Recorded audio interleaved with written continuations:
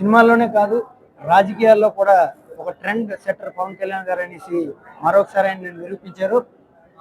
ఈ విధంగా ఒక కొత్త ఒరవడి తీసుకొచ్చి రాజకీయాల్లో అట్టడుగు స్థాయిలో ఉన్నవాడు కూడా పదవికి అర్హుడే అని చెప్పే ఒక ఉద్దేశంతో ఈరోజు ఈ కార్యక్రమం ఆయన డిజైన్ చేయడం జరిగింది.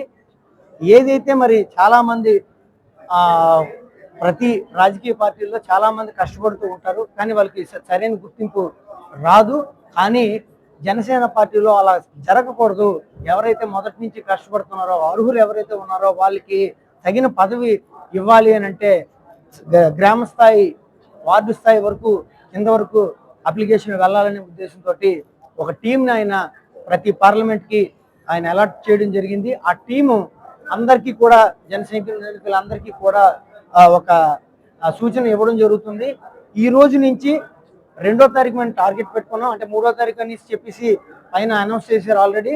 కానీ 2వ తారీఖు కల్లా విజయనగరం పార్లమెంటుకి సంబంధించిన అప్లికేషన్లన్నీ పూర్తి చేసి ఇవ్వాలని చెప్పేసి జన సైనికులందరూ ఒక అడుగు ముందు వేసి విజయనగరాన్ని సక్సెస్ దారిలో తీసుకుని వెళ్ళాలని, విజయనగరానికి ఒక ప్రత్యేకమైన పేరు వచ్చే విధంగా అందరూ వచ్చి వారు ఆశలు తీసుకునే విధంగా అప్లికేషన్లో వాళ్ళకి ఏమో కావాలనుకుంటున్నారో అది ఫిల్ చేసి ఇవ్వాలని చెప్పేసి చెప్పడం జరిగింది.